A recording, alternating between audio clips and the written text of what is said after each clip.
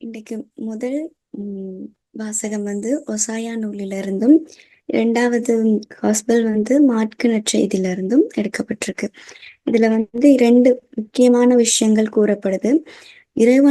இறைவனுடைய அன்பும் அவர் எங்களோட வாழ்க்கையில வந்து முன்னிலைப்படுத்துறதுக்கான ஆசீர்வாதங்கள் முன்னிலைப்படுத்துறதுனால ஏற்படுற ஆசீர்வாதங்களும் எங்களுக்கு எவ்வாறாக கிடைக்கும் அப்படின்றத பத்தி இந்த இரண்டு வாசகங்கள்லையும் வந்து கூறப்படுது. இதுல முதலாவது வந்து நாங்க செய்த எல்லா பாவங்களையும் நினைத்து நாங்க செய்த பாவங்கள் எல்லாத்தையும் இறைவன் பாதத்துல கொண்டு போயிட்டு நான் இப்படியெல்லாம் பாவம் செஞ்சுட்டேன் அப்படின்னு சொல்லி ஒத்துக்கிட்டு அந்த பாவங்கள் எல்லாம் இனிமே செய்ய மாட்டேன்னு சொல்லி இறைவன்கிட்ட ஒப்பு கொடுத்து நாங்க அவர் பாதத்துல சரண்டர் பண்ணி நாங்க முழுமையா எங்களோட வாழ்க்கையில இறைவனுக்கு நாங்க எங்களோட வாழ்க்கைய மையப்படுத்தி இறைவன்ட்ட எங்க வாழ்க்கையில முன்னுரிமை கொடுத்து நாங்க நடக்கும் போதும் என்னோட வாழ்க்கையில ஏராளமான ஆசீர்வாதங்கள் வந்து எங்களுக்கு கிடைக்குது. அதை நாங்க ஓஷாயா 5வது வசனம் 6 மற்றும் 7, 8 வசனங்கள்ல வந்து அந்த ஆசீர்வாதங்களை பார்க்கக்கூடியதாக இருக்கும். அவன் லீலி மலர் போல் மலர்வான், லெபனோனின் மரம் போல் வேரூன்றி நிற்பான். லீலி வந்து ஒரு அழகான மலருக்கு ஒப்பு கொடுக்கலாம். அந்த மரம் வேரூன்றி எவ்வளவு காலமா அந்த மரம் வந்து தளர்ந்து போகாம நல்ல வேரூன்றி வாழுமோ, எந்த வருஷம் எடுத்தாலும் வாழுமோ, அந்த மாதிரிக்க ஒரு நிலையான வாழ்க்கை, அழகான வாழ்க்கை வந்து நாங்க இறைவனை மையப்படுத்தி வாழும்போது எங்களுக்கு கிடைக்கும் என்றும், அவனுடைய கிளைகள் விரைந்து பரவும், அதன் பொலிவு ஒலிவ மரம் போல் இருக்கும், லெபனோனை போல் நறுமணமும் பரப்புவான். அந்த கிளைகள் ஒரு மரத்தின் கிளைகள் எவ்வளவு பறந்து இருக்குமோ அதே மாதிரி எங்களோட வாழ்க்கையின் ஆசீர்வாதங்களும் நிறைவா பறந்து இருக்கும். ஒலிவ மரம் போல ஒரு பொலிவான வாழ்க்கை, எல்லாற்றுலயுமே சீரான வாழ்க்கை, எந்த தடங்களும் இல்லாம எடுத்து எல்லாத்தையும் இறைவனோட சேர்ந்து நாங்க நடக்கும்போது ஒரு நிறைவான வெற்றி, நிறைவான வாழ்க்கை எங்களுக்கு கிடைக்கும்னு சொல்லி இறைவன் வந்து நமக்கு ஒரு வாக்கு கொடுக்குறாரு. இந்த நேரத்தில் நாங்க ஒவ்வொருவரும் இறைவனோடு பயணிக்கணும். எங்களோட வாழ்க்கையை அவருக்காக கொடுத்து அவர் நமக்காக இந்த உலகத்துக்கு தண்ட மகனை அனுப்புனார். நாங்க இந்த பாவத்திலிருந்து விடுபடணும், பாவத்திலிருந்து விடுபட்டு நித்திய வாழ்வு, நிரந்தரமான வாழ்வு எங்களுக்கு கிடைக்கணுங்கிறதுக்காக தன்னோட ஒரே மகனை இந்த உலகத்துக்கு அனுப்புனாரு. எங்களுக்காக அனுப்புனாரு, பாவம் இல்லாமல் அனுப்புனாரு. ஏன்னா எங்களுடைய பாவங்களை சுமக்கணும் அப்படிங்கிறதுக்காக. எங்க ஒவ்வொருவருடைய பாவங்களையும் சுமந்து எங்களுக்காக பாடுகள் பட்டு எங்களுக்காக மரித்த எங்க இறைவனை நாங்க அந்த நாட்களை தான் நாங்க இந்த லென்டன் தவக்கால சீசன்ல வந்து தியானிச்சுட்டு இருக்கோம். அதுக்கேத்தமான ஒரு வாசனம் தான் இன்றைய வாசகத்துக்குரிய ஒரு வார்த்தையாகவும் இருக்கு. எல்லா பாவங்களையும் நாங்க கொண்டு போயிட்டு இறைவன்கிட்ட ஒப்பு கொடுத்து இனி பாவம் செய்ய மாட்டேன்ற தீர்மானத்தையும் எடுத்து அவர் பாதத்துல நாங்க நடக்கும் போது, அவரை மையப்படுத்தி நாங்க வாழ்க்கையில நடக்கும் போது எங்களுக்கு எந்த தடங்களுமே எங்க வாழ்க்கையில இல்லாம நிறைவான வாழ்க்கைய வந்து நாங்க எடுத்துட்டு போகலாம். நாங்க பொதுவா எங்கட வீட்டுல நான் பார்த்திருக்கேன். நம்ம அம்மா தாத்தா எல்லாம் எந்த காரியத்தையும் செய்யும் போதுமே அதை கடவுள்கிட்ட ஒப்பு கொடுத்து செஞ்சு செஞ்சு நான் பார்த்திருக்கேன். தோட்டங்கள்லாம் இருக்கு, அதுல பயிரிடுறதுக்கு முன்னுக்கு கூட முதல்ல வந்து செபம் பண்ணி அந்த வாலி வாட்டர்லாம் பண்ணி அதெல்லாம் செஞ்சுதான் அந்த முதல் பயிர் செய்கையே ஆரம்பிப்பாங்க. பயிர் செய்கையை முடிச்சுட்டு அதை அறுவடை செய்யற அன்னைக்கு கூட கடவுள்கிட்ட ஒப்பு கொடுத்துட்டு அந்த முதல் அறுவடையை வந்து காணிக்கையா கடவுளுக்கு ஒப்பு கொடுத்து நான் பார்த்திருக்கேன். இப்ப பெரும்பாலும் அது நடக்குதான்னு எனக்கு தெரியல. ஏன்னா நம்ம வீட்லயுமே அந்த தோட்டங்கள் செய்யறதெல்லாம் குறைஞ்சிருச்சு. முன்ன நான் பார்த்திருக்கிற விஷயங்கள் அது. அதனால இப்பயும் எனக்கு அந்த பழக்கம் இருக்கு. எதை முன்னுக்கு செய்யறதா இருந்தாலும் கடவுள்கிட்ட அதை ஒப்பு கொடுத்து இதை நான் செய்ய போறேன், இதை நீங்க பாத்துக்கோங்க அப்படின்னு சொல்றது. சாதாரணமா ஒரு சின்ன புக்கு இல்ல ஒரு நோட்டு வாங்கினா கூட அதுல முன்னுக்கு ஏசப்பா ஒரு புக்கு வாங்கியிருக்கேன் அப்படின்னு சொல்லி அந்த கிராஸ் போட்டுட்டு அவர்கிட்ட முதல்ல சொல்லிட்டு தான் அதை ஆரம்பிக்கிறது. அதனால எதை எடுத்தாலும் எங்களோட வாழ்க்கையில வந்து முன்னுரிமை வந்து நாங்கள் கடவுளுக்கு கொடுக்கும்போது அது எப்பவுமே சீராக தான் அமையும். எந்த ஒரு தடங்கள், எந்த ஒரு நிலை தடுமாற்றம் எதுவுமே கடவுள் எங்களை விட்டுற மாட்டாரு, கைவிட்டுற மாட்டாரு, கை பிடிச்சிட்டே தான் இருப்பாரு. சில சந்தர்ப்பங்களை நாங்க நிறைய முறை கடவுளை விட்டுட்டு தடுமாறி போன சந்தர்ப்பங்களும் இருக்கு. அது எல்லாத்தையுமே கடவுள்கிட்ட விட்டுட்டு இதப்பா நான் கொஞ்சம் கிளை மாறிட்டேன், என்னை ஏற்றுக்கோங்க அப்படின்னு சொல்லும்போது கை விரிச்சு வா மகளே வா மகனே எங்களை அழைச்சிக்கிறதுக்கு நம்ம ஆண்டவர் வந்து தயாரா இருக்கிறாரு. அதே மாதிரிக்கு இரண்டாவது காஸ்பல்ல நாங்க பார்க்கும்போது, புனித மார்க்கு நற்செய்தியில இயேசு சொல்றாரு, ஒரு 2 நமக்கு அழகான 2 கட்டளைகள் கொடுக்கப்படுது. அதே கட்டளைகள தான் நம்ம 10 கட்டளையிலே முதன்மையான கட்டளையாகவும் பார்த்திருக்கோம். அதுல 1வது கட்டளை, இறைவனுக்கு முதலிடம் கொடுக்கணும். அவர்ட்ட அன்ப நாங்க சுவைக்கணும் அப்படிங்கிறத தான் மெயின் பண்ணியிருக்கு. அதுல 30வது அதிகாரம், முன் உன் முன் உன் முழு இதயத்தோடும், முழு அறிவோடும், முழு ஆற்றலோடும் அன்பு செலுத்துவது முழு ஆற்றலோடும்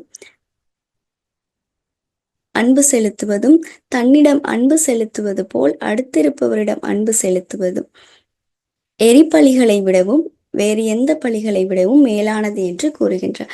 முதல்ல நாங்க இறைவனுக்கு முழு மனதோடு ஆராதனை செலுத்தணும். இதுக்கு நான் ஒரு சின்ன உதாரணம் சொல்றேன். எங்க ஃபாதர் இங்க சொன்னாரு. போன 3 போன வீக்கெண்ட்ல 3 நாள் எங்களுக்கு லென்டன் சீசன்னால ரெட்ரீட் இருந்துச்சு. அதுல 3 நாளுமே பாவ சங்கீர்த்தனமும் இருந்துச்சு, திருப்பலியும் இருந்துச்சு. அப்ப அதுல கடைசி நாள் எல்லாரும் நெறைய பேர் பாவ சங்கீர்த்தனம் எடுத்தாங்க. அப்ப அதுல ஒரு சின்ன தம்பி ஒருத்தர் போயிருக்காரு. அப்ப அவர் இப்பதான் ஹோலி கம்யூனியன் கூட எடுத்திருப்பார் போல. போயிட்டு ஃபாதர்ட்ட சொன்னாராம், உங்களுக்கும் எனக்கும் எந்த பிரச்சனையும் இல்ல ஃபாதர். நான் எங்க அம்மா, அப்பா சொன்னாங்கங்கிறதுக்காக தான் போனேன். நான் கொஞ்ச நேரம் இங்கன உட்காந்துருன்ட்டு, நான் போயிட்டு அவங்ககிட்ட நான் பாவ சங்கீர்த்தனம் எடுத்தேன்னு சொல்லிடுறேன். உங்ககிட்ட கேட்டா நீங்களும் சொல்லிருங்க. உங்களுக்கும் எனக்கு எந்த பிரச்சனையும் இல்ல. நீங்க என்ன மாட்டி விட்டுறக்கூடாது அப்படின்னு சொல்லி சொன்னாராம். அப்ப நான் இப்ப அத நான் ஏன் சொல்றேன்னு சொன்னா, நாங்க முழு மனதோடையும், முழு உள்ளத்தோடையும் கடவுளை விசுவாசிக்கும் போது அதோட வல்லமைகள், அந்த ஆசீர்வாதங்கள் எங்களுக்கு நிறைவா கொடுக்கும். ஒருத்தர் நீங்க இதை செய்யணும், நீங்க இதை போயிட்டு கட்டாயம் பண்ணணும் அப்படின்னு சொல்லி கட்டாயத்துல பண்றதுக்கும், எங்களோட முழு மனதோட நாங்க பண்றதுக்கும் நிறைய வித்தியாசங்கள் இருக்குது. நம்ம ஒரு விஷயத்த நமக்கு பிடிச்ச விஷயத்த நாங்க எவ்வளவு ஆசையா செய்வோம். இல்ல விளையாட போறது, இல்ல ஏதாவது பாட்டு படிக்கிறது, இல்ல ஏதாவது பெயிண்டிங் பண்றது, இதெல்லாம் நமக்கு எவ்வளவு ஒரு ஆசையா நம்ம ஈடுபாடோட அதுன்ற நம்ம முழு சக்தியையும் அதுக்கு கொடுத்து நாங்க ஈடுபடுற மாதிரிக்க நாங்களும் இறைவனை தேடி போறது, இறைவனுக்குள்ள வாழ்றது, இறைவனுக்கு விசுவசிக்கிறதுல முழு மனதோட விசுவசிக்க கூடியதாக இருக்கணும். அதுதான் ஏசப்பா நமக்கு 2 கட்டளையா கொடுக்குறாரு. முதல் காரியம், இனி இறைவனை தான் விசுவசிக்கணும், இறைவனை தான் அன்பு செய்யணும். அதுவும் சாதாரணமா இல்ல, முழு மனதோடையும் முழு உள்ளத்தோடும் முழு ஆற்றலோடையும் விசுவசிக்கணும்னு சொல்றாரு. 2வது தன்னைத்தானே நேசிக்கிறது போல, நீ உன்னை எப்படி நேசிக்கிறியோ அதே மாதிரி உன்னுடைய அயலார்களையும் அடுத்திருப்பவர்களையும் நேசிக்கணும் அப்படின்னு சொல்லி கூறுறாரு. நம்ம என்னைக்குமே துன்புறுத்திக்க மாட்டோம். நமக்கு அடிச்சா நமக்கு வலிக்கும்னு நமக்கு தெரியும். நமக்கு ஏதாவது சூடுபட்டா நமக்கு அது வலிக்கும்னு தெரியும். அதே மாதிரிக்க மற்றவர்களை நம்ம ஒரு நிலையில இருந்து மற்றவர்களை நம்ம ஏதாவது துன்புறுத்தும் போதோ இல்ல வார்த்தைகளாக காயப்படுத்தும் போதோ நமக்கு எப்படி வலிக்குமோ அதே மாதிரி அவங்களுக்கும் வலிக்கும் அப்படின்ற அந்த நினைப்பு நமக்கு இருக்கும் போது நம்ம யாரையுமே துன்புறுத்த மாட்டோம். ஏன்னா நம்மளை நம்ம எப்படி நேசிக்கிறோமோ, நம்ம செல்ஃபை நம்ம எப்பவுமே தளர்ந்து போக விட்டுற மாட்டோம். அப்புறம் கெத்துலயே இருந்துட்டு இருப்போம். நம்ம கொஞ்சம் லூஸ் ஆகினா கூட இல்லை பழைய நிலைமைக்கு வந்துடணும் அப்படின்ற நம்ம மனசு நம்மளை சொல்லிட்டே இருக்கும். இல்லை இதுவும் நிலைமை இல்லை, இன்னும் கொஞ்சம் நீ கெத்தா இருக்கணும், இன்னும் கொஞ்சம் நீ எதுலையாவது முன்னேறணும் அப்படின்னு சொல்லி நம்மளோட செல்ஃப் நம்மளை உந்திட்டே இருக்கும். அதே மாதிரிக்க நாங்க மத்தவங்களை அந்த இடத்துல வச்சு பார்க்கும்போது நம்ம எப்படி மதிக்கிறோமோ, நம்ம எப்படி நமக்கு ரெஸ்பெக்ட் கொடுக்குறோமோ, நம்ம எப்படி நம்ம தளர்ந்து போகாம இருக்கிறோமோ அதே மாதிரி மற்றவர்களையும் நம்ம தளர்த்தி பேசவும் மாட்டோம், தளர்த்தி விடவும் மாட்டோம். ஏன்னா நம்ம ஒவ்வொருவரும் இறைவனால் படைக்கப்பட்டவர்கள், இறைவனின் சாயல்ல படைக்கப்பட்டவர்கள். நம்ம ஒவ்வொருவர்லையும் இறைவன் இருக்கிறாரு. அவரோட சாயல்ல தான் இங்க இருக்கிற ஒவ்வொருவரும் இருக்கும். நம்ம இன்னொருத்தரை பார்க்கும்போது நம்ம ஏசப்பாவை பார்க்கிறோம், இன்னொருத்தட்ட கதைக்கும் போது ஏசப்பாகிட்ட கதைக்கிறோம். அதே மாதிரி இன்னொருத்தரை காயப்படுத்தும் போது நம்ம இறைவனையும் ஏசப்பாவையும் தான் காயப்படுத்துறோன்ற நினைப்பு நமக்குள்ள ஒவ்வொருவர்கிட்டையும் இருக்கணும். நம்ம ஒவ்வொருவரும் இறைவன்ட ஆசீர்வாதத்துல வாழணும் அப்படின்னா, இறைவனை தேடி வாழணும் அப்படின்னு சொன்னா, இறைவனை முழு மனதோட ஆராதித்து அதே மாதிரி நமக்கு அடுத்திருப்பவர்களையும் முழு மனதோட அன்பு செலுத்துறவர்களாக வாழணும். அதுதான் உண்மையான இறை மக்கள், உண்மையான கிறிஸ்தவ மக்கள் அப்படின்றதுக்கு முழுமையான சாட்சின்னா இந்த 2 ஏசப்பா நமக்கு கூடிய இந்த 2 கட்டளைகள் தான். வேற எரிப்பலைகளை கொடுத்தாலும் சரி, எந்த விதமான காணிக்கைகள் நாங்கள் இறைவனுக்கு கொடுத்தாலும் சரி, இல்ல எவ்வளோ தூரம் நமக்கு போயிட்டு நான் ஏசப்பாவுக்காக இதை செஞ்சேன், இதை செஞ்சேன், அதை செஞ்சேன், எதனாலும் சொன்னாலும் சரி, இந்த 2 கட்டளைகளுமே மிக முக்கியமான மேன்மையான கட்டளையாக வந்து ஏசப்பா நமக்கு வந்து கொடுத்திருக்காரு. நம்ம ஒவ்வொருவரும் நாங்க மட்டும் நல்லா இருக்கணும் அப்படின்னு நம்ம யாருமே பொதுவா இப்போ இருக்க சுயநிலையில நம்ம ஃபேமிலி மட்டும் நல்லா இருக்கும் இருந்தா போதும் அப்படின்றது தான் எல்லாருமே யோசிக்கிறது.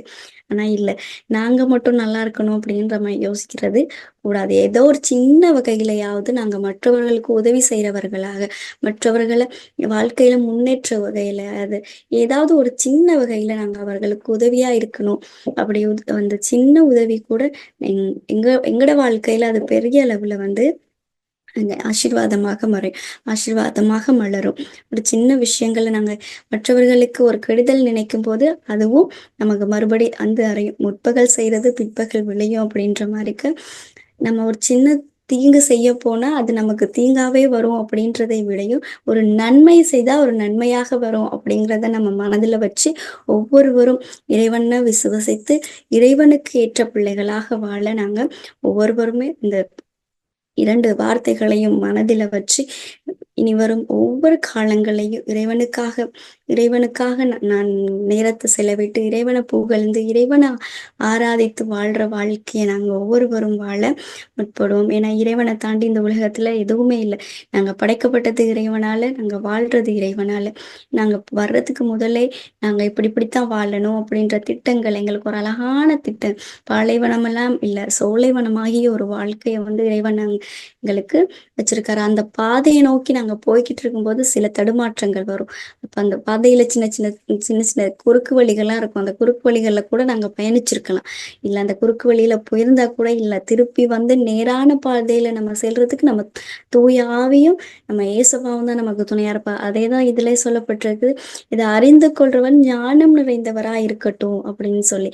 அந்த ஞானத்தை எங்களுக்கு தாரது கூட இறைவனாக இருப்பாரு, தூய ஆவியா இருப்பாரு. ஒவ்வொரு நாளும் ஒவ்வொரு நிமிஷமும் தூய ஆவியையும் ஏசப்பாட அருளையும் இறைவனோட ஆசீர்வாதம் எங்களுக்கு வேணும் அப்படின்னா நாங்க ஒவ்வொரு நாளும் இறைவன் ஒவ்வொரு மணி நேரமும் எங்க வாழ்க்கையில எடுத்துட்டே இருக்கணும். ஒவ்வொரு நிமிஷமும் அவங்கள மறந்துடக்கூடாது. அவங்களோட தான் நாங்க பயணிக்கணும்.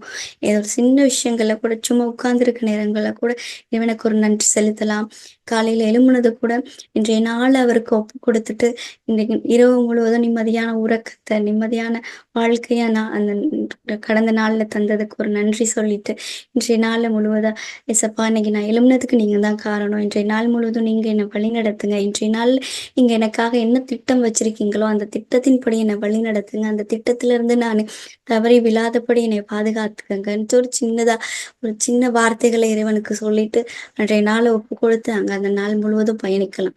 ஒவ்வொரு நாள் நான் அப்படிதான் செய்வேன். காலையில எழும்பணுன்னே சப்பா இன்னைக்கு நான் எழும்பிட்டேன், ரொம்ப தேங்க்ஸ், இந்த நாளை நீங்க தான் எனக்கு தந்திருக்கீங்க, இந்த நாள்ல நீங்க என்னை வழி நடத்துங்க, இந்த நாள்ல நான் என்னென்ன செய்யணும், யாருக்கிட்ட என்ன பேசணும், எல்லாத்தையும் நீங்க எனக்கு படிப்பீங்க, தூய ஆவி எனக்குள்ள தாங்க அப்படின்னு அந்த நாள் முழுவதுமா அவர் பாதம் ஒப்படைச்சிட்டு அவருக்காக அந்த நாள்ல ஏதாவது ஒரு சின்ன பாட்டு ஏதாவது சொல்றது. அதே மாதிரிக்கு டைம் இருக்கும் போதுமே ஏசப்பாவுக்கு ஒரு நன்றி பாட்டு சொல்லிட்டே இல்லை, நன்றி சொல்லிட்டே இருக்கிறது.